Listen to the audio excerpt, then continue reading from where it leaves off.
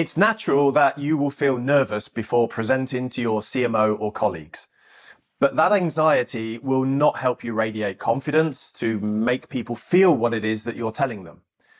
Even if you have great content, the message can fail to land if you are too nervous, speak too fast, or get mixed up.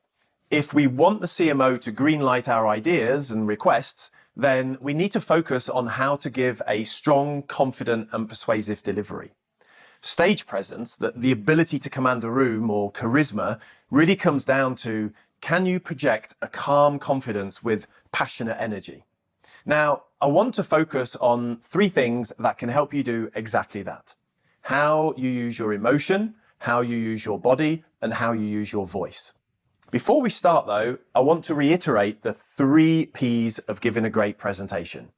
Practice, practice, and yes, you've guessed it, practice. If you haven't practiced your presentation at least 8 times, then it's going to be much harder to give a presentation that is confident, persuasive, and positions you as a trusted advisor. With that in mind, and as a solid foundation, let's move on to how we can have a strong stage presence. Number 1 is emotion, which is about how to channel your excitement and passion. In the 5 to 10 minutes before you present, start to focus on and dial up in your mind your reason for being excited about this presentation and its outcome, as well as your passion for why this needs to happen. If you have the ability to be on your own somewhere, listen to music or jump around to help you build the energy. This helps get rid of nervous energy as well as pump you up.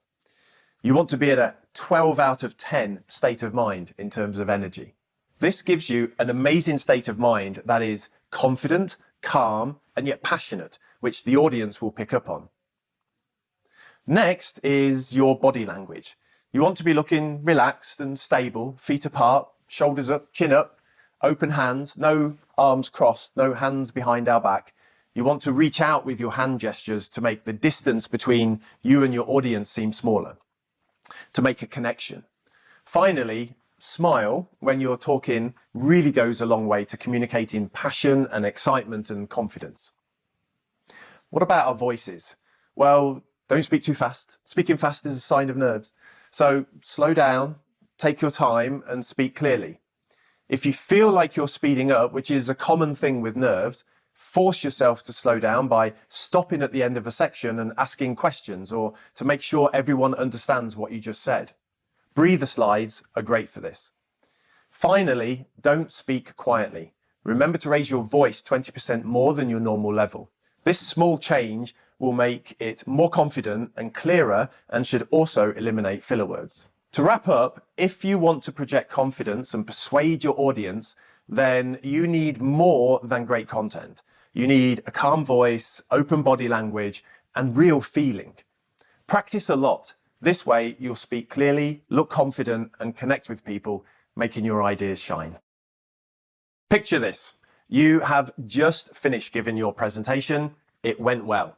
And you ask if anybody has any questions. You relax. It feels like the finish line, but it's not. If you get a tough question that you weren't expecting or not prepared to answer, it can undo all of your hard work. Q&A is a really important part of presenting your quarterly update to the CMO. This is how she reduces risk in her mind and grows her confidence in giving you the green light in terms of budget. The secret to doing well in Q&A, like so many things in being a great presenter, is planning and practicing in advance. This video will show you how to plan for the questions you get from your CMO and how you can prepare answers that instill confidence, position you as a trusted advisor, and get your requests approved. Okay, let's get into it. We need to do 3 things. Brainstorm what questions might be asked, prepare clear, persuasive answers for them, and practice giving them. To brainstorm ideas on what questions might be asked, there are a number of things that we can do. Open a document and start writing all the likely questions based on the content of the presentation and what you know about the CMO into the document. Also, ask other people who have presented to her what type of questions were asked. If this is your first time presenting to her and it's somebody you might present to again and again, Keep a document or a question bank that is a record of questions she asks. Start to recognize the patterns. For example, you might get questions like, how will we measure the success of these strategies? Or what key performance indicators should we focus on? Or can the success stories you mentioned be replicated across other segments or products? You get the picture. Okay, so how do we answer in a way that is succinct, clear, and will enable the CMO to be happy?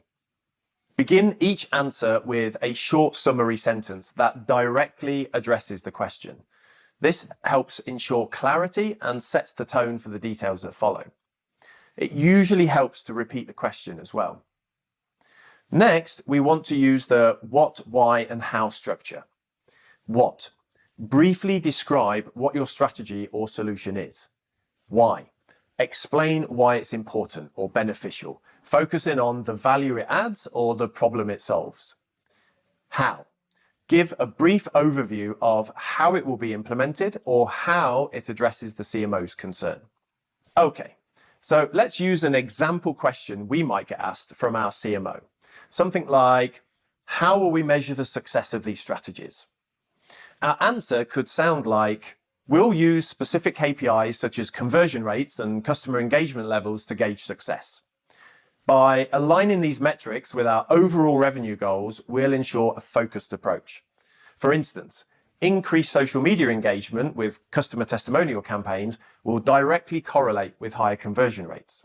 We're prepared to adjust our strategies based on real-time data, ensuring we remain on track to meet our objectives confidently. Now, all that remains is to practice the answers a few times each and make sure they're in your words. Then, when we get asked, it will come across naturally. Remember that the Q&A isn't just a formality, it's your golden chance to solidify the impact of your presentation and make a lasting impression on your CMO. By anticipating questions, crafting thoughtful answers, and practicing until they feel natural, you're not just preparing to respond, you're setting the stage to further showcase your expertise and insight. So make time for preparation. Keep your responses clear and concise, and let your passion and knowledge do the talking. This way, you'll turn every question into an opportunity to strengthen your case and edge closer to that green light.